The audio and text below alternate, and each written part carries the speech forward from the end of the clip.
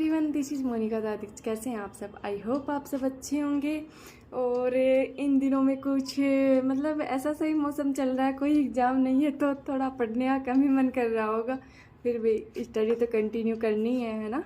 तो मैंने ये वीडियो Q&A रहेगा, मतलब पिछले जो वीडियोस थे उस पर कुछ क्वेश्चंस थे, तो इसमें मैंने उनको सभी क्वेश्चंस को कवर किया है। आई होप कि आप भी में से भी कुछ लोग जानना चाह रहे होंगे ये क्वेश्चंस, तो सभी के कवर हो जाएं।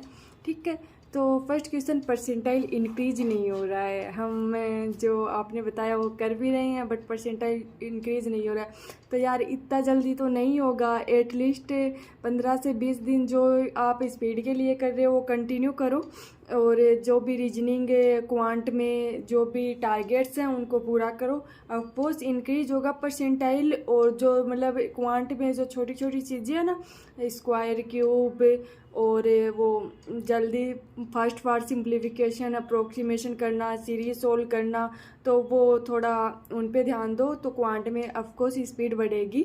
और रीजनिंग में ज़्यादातर पजल का होता है, तो आप डेली का पजल लगाओ। ठीक है, और एक था कि आरआरबी मेंस मॉक कितने मॉक दें वीक में, डेली दें या फिर कितने होने चाहिए। तो एटलीस्ट अभी इस टाइम पे अपन फ्री हैं, मतलब सामने एग्ज़ाम नहीं है, अभी सभी आरआरबी को ही टारगेट कर रहे हैं जो अगस्त में हमेशा शेड्यूल होता है। तो इस टाइम पे एटलीस्ट एक मॉक तो देना ही चाहिए, अगर हो सके तो 2 दे दें, क्योंकि अभी जैसे देखो आज वेडनेसडे है, आज एक मॉक दिया तो उसको है ना थर्सडे फ्राइडे को सॉल्व किया अच्छे से, उसको समझा, जितने भी क्वेश्चन थे उसमें जो टॉपिक नहीं आ रहा था उसका वीडियो देख लिया, या फिर उसको अच्छे से किसी है ना PDF से या फिर किसी क्विज से क्वेश्चन लगा के सोल्व कर लिया।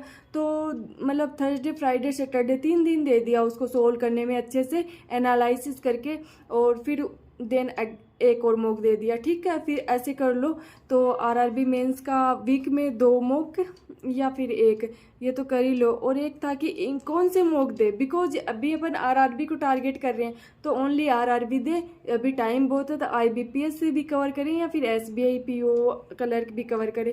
सो यार आरआरबी में है ना एक इम्पोर्टेंट थिंग होती है कि अपनी इंग्लिश छूट जाती है। IBPS अपन बैंकिंग की तैयारी कर रहे हो तो ऑफकोर्स अपन को SBI भी देना है, IBPS भी देना है, जो भी अपने सामने इंश्योरेंस एग्जाम आते हैं वो भी अपन देते हैं। तो इंग्लिश अपन छोड़ तो सकते नहीं है ना, तो या तो इंग्लिश का सेक्शन कर लो, सेक्शनल मॉक दे दो, या फिर है ना जैसे अपन आरआरबी का देते चल रहे हैं तो बीच में वीक में 1 2 3 मॉक है ना SBI के उठा लो या फिर IBPS के। SBI IBPS का सेम पैटर्न है, वही टाइमिंग है, मतलब सेक्शनल टाइम और पूरा पेपर पैटर्न भी सेम है। मेंस के मॉक में थोड़े क्वेश्चंस में डिफरेंस है।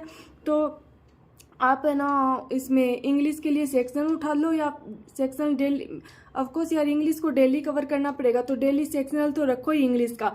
तो और ये एक दिन है बीच में 2 या 3 दिन है SBI या IBPS का लगा लो। ठीक है, और एक क्वेश्चन था इंग्लिश में स्कोर इम्प्रूव नहीं हो रहा।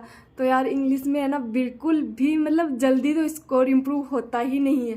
औरों में अपन फिर भी लगा सकते हैं कि अपन 1 मंथ या फिर 20 से 30 डेज की प्रैक्टिस में स्कोर इंक्रीज कर ले रीजनिंग और क्वांट में, क्योंकि वो सेक्शन ऐसा होता है जिसमें अपन को नहीं आ रहा है वो अपन PDF से या फिर कैसे भी क्वेश्चन लगा के कर सकते हैं। बट इंग्लिश में है ना हर चीज़ डिफरेंट होती है कि ईरर है अपन को वो भी करने होते हैं। जहाँ तक हो सके ईरर और पैराजम्बल इन पे कमांड कर लो, और है ना जो ग्रामर जैसा प्री होता है उसमें तो है ना RC इजीली हो जाते हैं, बट मेंस का RC थोड़ा मुश्किल होता है करना।